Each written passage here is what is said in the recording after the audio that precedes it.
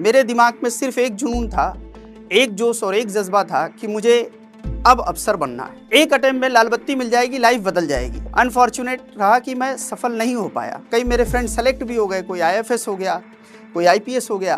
तो जैसे लगता था कि कुछ लाइफ में बचा नहीं है। मैंने एक और अटेम्प्ट दिया और मैं उसमें फेल हो गया। जो 19 साल में सपना देखा था, अब उसको पूरा करने का समय आ गया। 20 सितंबर का दिन था जब मैंने फाइनली इस चीज़ को इम्प्लीमेंट किया और 21 अक्टूबर को पेपर था। लगभग 31 दिन। ये बात है 2010 की, जब मेरी एज 19 साल थी और मेरे कॉलेज में एक आईएएस का सेमिनार हुआ, जिन्होंने ये बताया कि आईएएस की पावर क्या होती है, लाल बत्ती की पावर क्या होती है।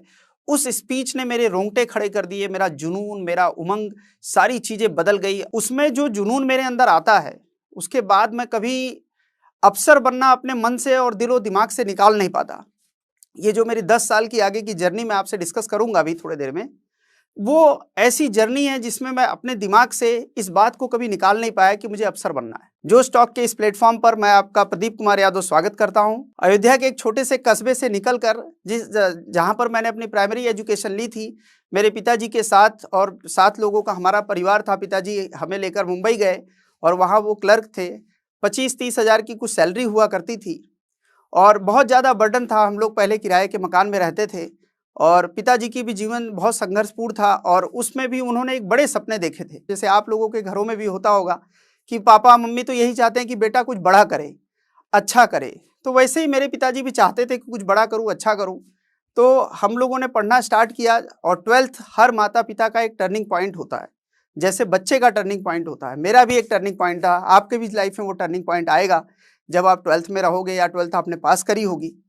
वो लाइफ का वो फेस होता है जिसमें आप एकदम अलग कर देना चाहते हो और पूरा सराउंडिंग इन्वायरमेंट, आपके दोस्त, आपके जो कलीग्स, नेबर्स, रिलेटिव सब चाहते हैं कि कुछ अच्छा करें। आप पर बहुत प्रेशर होता है, मेरे पर भी प्रेशर था। और हुआ क्या, फाइनली ये हुआ कि मेरे 40% मार्क्स आए 12th में। मैं बहुत ज़्यादा डिप्रेस हो गया। पापा को लगा कि ये कुछ नहीं कर पाएगा। घर में मैं सबसे बड़ा लड़का था, मुझसे ही ज़्यादा उम्मीदें थी। उन्हें लगा कि पीछे भी अब इसका बैक इफेक्ट आएगा। आस पड़ोस के लोग, जो नेबर थे, जो रिलेटिव थे, वो कहने लगे कि ये लड़का कुछ नहीं कर पाएगा, इसकी कुछ छोटे मोटे कोर्स करा दो, इसकी कहीं नौकरी कर ले, अदरवाइज ये लाइफ में बहुत परेशान रहेगा। और सबसे बड़ी टेंशन जो एक यूथ के साथ होती है, उसके साथ पढ़ने वाले लोग। मेरे साथ मेरे दोस्त पढ़ रहे थे, कोई आईआईटी मुंबई में एडमिशन ले रहा है, कोई मेडिकल कर रहा है, कोई एमबीए में एडमिशन ले रहा है और मैं 40% के साथ उनको कैसे फेस करूं, मैं उनसे कैसे मिलने जाऊं। तो वो चीज़ें चल रही थी दिमाग में। और फिर वही बात, वही 19 साल वाली एज और इसी 12th के बाद जब मैं ग्रेजुएशन में एडमिशन लेता हूं तो वही आईएएस-पीसीएस का सेमिनार और वही लाल बत्ती का जुनून जो उस सेमिनार में मेरे अंदर आया था, वही जुनून अब मेरी लाइफ को आगे बढ़ाने वाला है। और मैंने एक डिसीजन लिया। उस समय मेरी उम्र वही 20.5-21 साल की रही होगी। मैं दिल्ली आया, अकेले आया। सबसे बड़ी बात, लाइफ में कभी कभी ऐसे फेज आते हैं जब आपको फ्रेंड्स भी नहीं मिलेंगे जाने के लिए, आपको कोई गाइडेंस भी नहीं मिलेगी कैसे जाना है, क्या करना है। बस वो सेमिनार और वो दिल्ली। मेरे दिमाग में सिर्फ एक जुनून था, एक जोश और एक जज्बा था कि मुझे अब अफसर बनना है। मैं वहाँ से निकला, दिल्ली आया। हम लोग एक छोटे से कमरे में रहते थे शुरुआत में। कुल हम लोगों का खर्चा वही 8-9-10 हज़ार रुपये आता था, कम ज़्यादा हो जाता था कभी कभी, और सब पापा ही देते थे। और 25,000-26,000 की सैलरी उनकी, 7 लोगों का मुंबई में परिवार, तो चलाना भी बड़ा मुश्किल था और उसमें 10,000 मेरे पे ही आ जाते थे।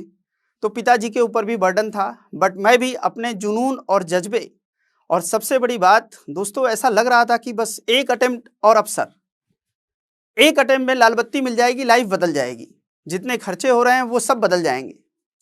पापा को मैं बहुत सी सुविधाएं दे दूंगा, गाड़ी बंगला, जैसे हर लड़के के अंदर होता है, तुम्हारे अंदर भी होगा कि मम्मी के लिए क्या व्यवस्था कर दे, पापा के लिए क्या व्यवस्था कर दे।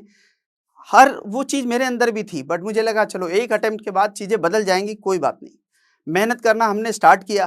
पहला अटेम्प्ट मैंने 2012 में दिया, बट अनफॉर्चुनेट रहा। बहुत मेहनत किया हम लोगों ने, हम लोगों का 3 लोगों का ग्रुप था। अनफॉर्चुनेट रहा कि मैं सफल नहीं हो पाया। मेरा पीटी क्वालिफाई नहीं हुआ, प्रिलिमिनरी एग्जाम ही क्वालिफाई नहीं हुआ, सब पूरा ब्लास्टिंग हो गया। आप समझ सकते हो कि एक फैमिली जिसकी इनकम बहुत लिमिटेड है और उसको अब लगातार 10-10 हज़ार रुपए देना भी है, और मैं एकदम अंदर डिप्रेशन में था कि क्या मैं कर पाऊंगा, क्योंकि फेलियर्स तो मेरे साथ जुड़े ही थे।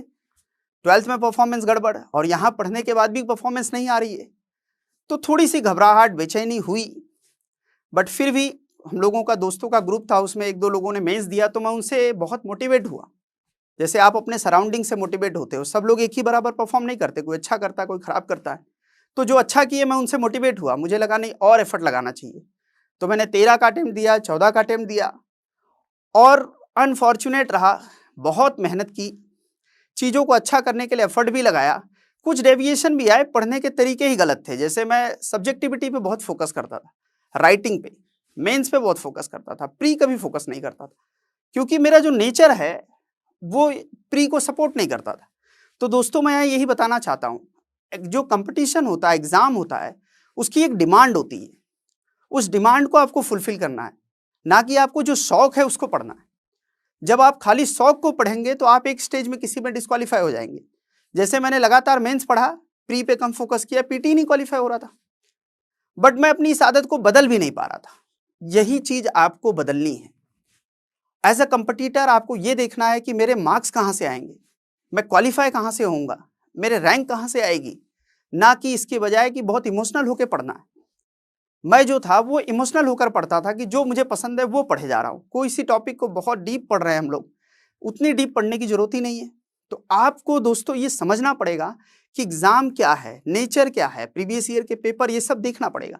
ये मैंने नहीं देखा, यही मेरे जीवन की एक ब्लंडर हो गया। इसीलिए मैं 4 अटेम्प्ट में पीटी डिस्क्वालीफाई था, जबकि मुझे पता था कि मेरा लेवल अच्छा है, मेंस का लेवल बहुत अच्छा है जिसमें मेरिट बनती है, पर पीटी डिस्क्वालीफाई हूँ। समाज में मेरे कोई वैल्यू नहीं है, दोस्तों के बीच कोई वैल्यू नहीं है, क्योंकि वो लगातार परफॉर्म कर रहे हैं, अच्छा परफॉर्म कर रहे हैं। उसमें से तो कई स्टूडेंट, कई मेरे फ्रेंड सेलेक्ट भी हो गए, कोई आईएफएस हो गया, कोई आईपीएस हो गया। तो जैसे लगता था कि कुछ लाइफ में बचा नहीं है। कुछ लोग थे जिनके साथ चीज़ें चल रही थी, पापा का वहाँ बर्डन बहुत ज़्यादा था, इकोनॉमिक बर्डन। तो पिताजी ने भी कहा कि भाई तुम थोड़ा आप देखो, और एक खुद को भी फील होता है, जैसे एक एज हो जाए, सर्टेन एज हो जाए आपकी, आप लोगों के साथ भी यही होगा। जैसे होता क्या है कि एक एज के बाद अगर आप पैसा मांगो तो शर्म जैसी फील होती है, आप लोगों को फिर फील होता होगा, फिर लगता है कि यार इसको बंद करो, खुद भी कर जनरेट करो। तो मैंने सोचा दोस्तों के साथ हम लोग लखनऊ शिफ्ट हो गए। अब यहां से दोस्तों एक लाइफ का नया फेज स्टार्ट हो जाता है, क्योंकि एज भी अब बढ़ रही है और जिम्मेदारियां भी बढ़ रही हैं, और सोसाइटी को, जैसे होता ना, एक एज के बाद सोसाइटी को देखने का नजरिया आपके लिए बदल जाता है। अब वो नहीं चाहती कि आप पढ़ो, अब वो ये देखती है कि आपने रिजल्ट क्या दिया, परफॉर्मेंस क्या है, इनकम कितना जनरेट करते हो, स्टेटस क्या है। इन सब चीजों के डिलेमा में मैं भी जी रहा था। तो मुझे लगा नहीं, अब पढ़ाने का काम करना है, क्योंकि जो चीज मेरी मजबूत है, फेलियर से मैंने जो सीखा है, मुझे कुछ बच्चों को पढ़ाना है। अब मैंने एक डिसीजन लिया कि मैं अब टीचिंग का काम करूंगा। और ये डिसीजन कहाँ से आया, यही मैं दोस्तों आपको बताना चाहता हूँ। ये हिम्मत कहाँ से आई, ये वही फेलियर की हिम्मत है जो मैंने मेंस अच्छे से पढ़ा था, उसी ने मुझे मोटिवेट किया कि आप पढ़ा सकते हो। तो जीवन में आपकी जो भी मेहनत है, कहीं भी मेहनत है, वो कभी कंप्लीटली वॉश आउट नहीं होती, वो आपको कुछ ना कुछ देती है। मैंने पढ़ाना शुरू किया, और इस बीच मैंने सोचा कि बच्चों को पढ़ाऊंगा भी और अपना भी एग्जाम दूंगा। और ये कॉन्फिडेंस था कि जब मैं बच्चों को पढ़ा सकता हूं तो मैं भी सफल हो सकता हूं। और कई बच्चे पढ़ाए हुए सफल हो भी रहे थे आग के सामने। तो सबसे बड़ा जो डीमोटिवेटिंग पॉइंट या बहुत डिप्रेशन वाला पॉइंट ये था कि जिस बच्चे को मैं पढ़ा रहा हूं वो सफल हो जा रहा है, मैं क्यों नहीं सफल हो पा रहा हूं। इस बीच मैंने एक और अटेम्प्ट दिया और मैं उसमें फेल हो गया। बट उसके बाद मैंने एक सॉलिड डिसीजन लिया, एक अलग डिसीजन लिया, और अब मैंने सोचा कि नहीं, अब मैं प्लान बी पर काम करूंगा। अब बस बहुत हुआ, अब मुझे कुछ लोगों को अफसर बनाना है। मैं जो 19 साल में अपना सपना देखा था, उस सपने को अब मैं वैनिश कर चुका था, उसको बहुत पीछे छोड़कर मैं दूसरों के सपनों के लिए अब जीना चाहता था। और मैं बहुत खुश भी था, क्योंकि इनकम भी आ रही थी। चूंकि टीचर थे तो एक सोशल स्टेटस भी था, बच्चे पसंद करते थे, स्टेटस था। अब चीज़ें अच्छी लग रही थी, पर जैसा होता है जीवन में, जितना सीधा दिखता है उतनी सीधी चीज़ें होती नहीं है। और जब प्लान बी पर मैंने काम चालू किया, मैंने कोचिंग इंस्टीट्यूट खोला। और दोस्तों सबसे बड़ी जो बात हुई, इस बार भी डेस्टिनी शायद चाहती थी मैं अफसर बनूं, इसीलिए मेरा 12 लाख का नुकसान उस कोचिंग इंस्टीट्यूट में हो गया। आप लोग सोचेंगे ये कैसे हुआ, क्या हुआ, कौन सी घटना घटी? तो सब लोग, हम लोग जिस कोरोना काल में जी रहे थे, सारे टीचर उस कोरोना काल में परेशान थे, सारे इंस्टीट्यूट उस कोरोना काल में डूब रहे थे और उसी का शिकार मैं था। मुझे लगा नहीं, अब तो बहुत चीज़ें खत्म हो रही हैं। मैंने उसमें 12 लाख में 6-7 लाख उधार लिया था और कुछ पैसे मैंने रखे थे, उस सब पैसा लगा दिया। सारा कैपिटल पहले फेज के कोरोना में डूब चुका था। अब मेरे पास पैसा बिल्कुल नहीं बचा था, बहुत खर्चे के लिए भी पैसे कम बचे थे।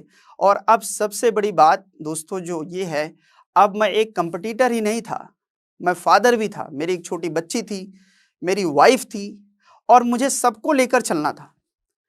और इस बीच जैसे लगा कि लाइफ कुछ खत्म सी हो गई है, कोई डायरेक्शन नहीं दिख रहा था, कोई मोटिवेशन नहीं दिख रहा था, डिप्रेशन जैसी एक स्थिति थी।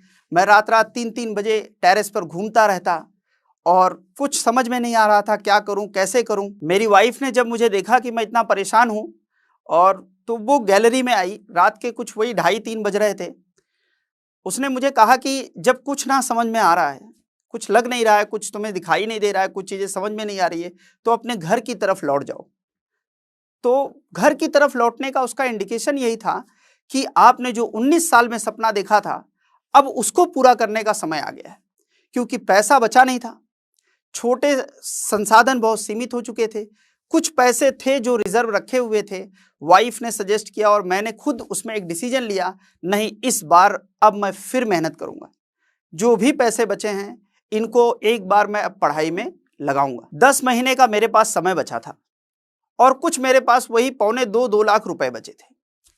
और मैंने उसमें एक तैयारी भी रखी थी कि अगर कुछ दिक्कत हुई तो मेरी एक चैन थी, मैं उसको भी रख देता, गोल्ड लोन उठा लेता।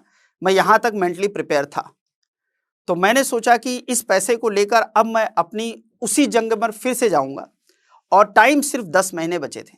2021 का यूपी पीसीएस का एग्ज़ाम पूरा प्रोसेस होने में 10 महीने बचे थे। और सबसे बड़ी बात, इतिहास फिर रिपीट हो रहा था। पीटी के लिए सिर्फ 1 महीना बचा था, जो मैं 10 साल से फेल हो रहा था। मतलब पीटी मुझे 1 महीने में पास करना था। और मैंने डिसीजन लिया, 20 सितंबर का दिन था जब मैंने फाइनली इस चीज़ को इम्प्लीमेंट किया और 21 अक्टूबर को पेपर था। लगभग 31 दिन मैंने जी जान से पढ़ाई की और परिणाम ये रहा, डेस्टिनी ने और गॉड ने मेरा साथ दिया और मैं इस बार पीटी क्वालिफाई हुआ। अब वो चीज़ मेरे अंदर, जो मोटिवेशन, जो कॉन्फिडेंस आया, मैं दोस्तों कॉन्फिडेंस की ताकत बताना चाहता हूँ। लगता ही नहीं था दिन में 24 घंटे हैं, लगता था 40 घंटे हैं, 50 घंटे हैं। मुझे याद है लगभग 35 से 40 दिन सिर्फ और सिर्फ चेयर पर सोया हूँ। ये प्रैक्टिकल है। नाइट में, चूंकि ठंडियों के दिन थे, तो नाइट में इसलिए नहीं सोता था कि सुबह जल्दी नहीं उठ पाऊंगा, और चेयर पर 5 घंटे भरपूर नींद आती थी, अच्छी नींद आती थी, क्योंकि बहुत थका रहता था। और 5 घंटे डीप स्लीप के बाद जब मैं पढ़ता था तो मुझे सारी चीज़ें याद भी होती थी। और दूसरी बात, मैंने पढ़ने के तरीके को बदल दिया। अब मैं जो अप्रोच ले रहा था वो ये था कि ज़्यादा से ज़्यादा मुझे आंसर राइटिंग करनी है, ज़्यादा से ज़्यादा मुझे टेस्ट देने हैं और ज़्यादा से ज़्यादा मुझे स्टडी करनी है। और प्रीवियस ईयर के पेपर्स वगैरह मैं बहुत ज़्यादा लगा रहा था।